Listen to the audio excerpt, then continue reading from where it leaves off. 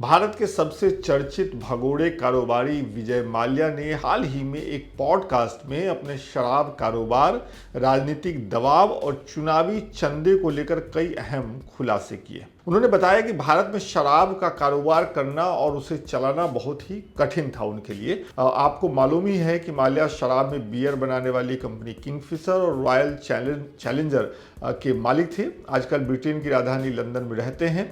हम आपको बताते हैं कि माल्या ने अपने हालिया पॉडकास्ट में अपने शराब कारोबार, शराब बिजनेस के बारे में क्या सब कहा है। चुनावी चंदे को लेकर के भी काफी अहम बातें उन्होंने कही हैं। पॉडकास्टर के सवाल के जवाब में माल्या ने बताया कि इंडिया में शराब की कंपनी चलाना, उसको प्रमोट करना और उसके साथ व्यापार करना बहुत ही मुश्किल है। वो कहते हैं कि 29 राज्यों की अलग अलग नीतियां हैं और सभी राज्यों से अलग अलग तालमेल बिठाना पड़ता है। साथ ही उन्होंने यह भी स्वीकार किया कि चुनाव के समय राजनीतिक पार्टियां उनसे इतने फंड मांगा करती थी जो कई बार अव्यवहारिक या अनुचित होता था। कहने का मतलब कि चुनाव के समय राजनीतिक पार्टियां विजय माल्या से जो चंदा मांगती थी वो उन्हें भी ज्यादा लगता था। माल्या का यह बयान न सिर्फ राजनीति और बिजनेस के रिश्ते को उजागर करता है बल्कि चुनावी फंडिंग की पारदर्शिता पर भी गंभीर सवाल खड़े करता है।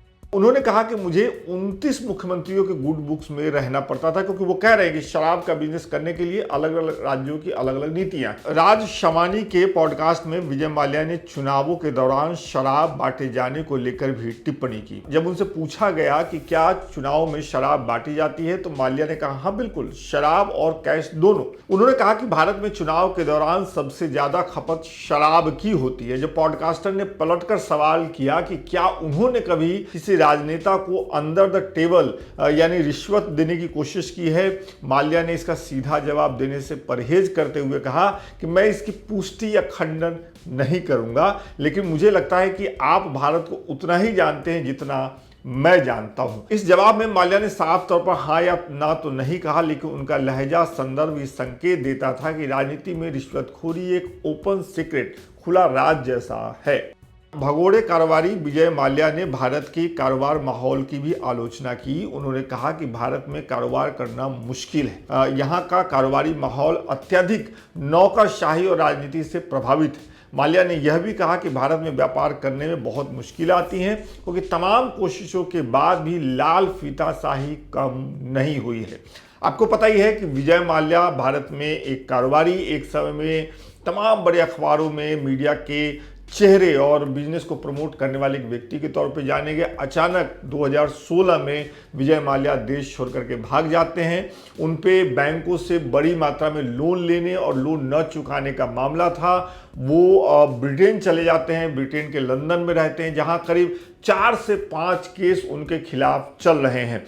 और जो हालिया जानकारी निकल करके आ रही है वो ये कि जितने केस लंदन में विजय माल्या के खिलाफ चल रहे हैं उसमें जो प्रत्यर्पण के केस है, जिसमें भारत सरकार ने उनकी प्रत्यर्पण भारत में कराने के लिए, मतलब उनको भारत लाने के लिए जो केस भारत सरकार लड़ रही है, उसमें से ज़्यादातर में विजय माल्या धीरे धीरे अपनी कानूनी लड़ाई हारते जा रहे हैं। ऐसे में लग रहा है, और ख़ासतौर पर विजय माल्या को भी लग रहा है कि कभी भी उन्हें भारत भेजा जा सकता है, उन्हें भारत की जेल में लैंड होना पड़ सकता है। भारत की कानून व्यवस्था के हिसाब से उनको सजा हो सकती है। और इसी वजह से पिछले 9 साल से चुप रहने वाले विजय माल्या ने हाल ही में लगभग 4 घंटे लंबा पॉडकास्ट किया और इस पॉडकास्ट में विजय माल्या ने अपने पक्ष की कहानी बताई, जहां से हमने आपको ये रिपोर्ट बताई है। ये पूरी जानकारी आपको कैसी लगती है? खास तौर पे चुनाव में शराब बांटने और पैसा बांटने को लेकर के जो विजय माल्या दावा कर रहे हैं उसको आप कितनी गंभीरता से समझते हैं, मानते हैं?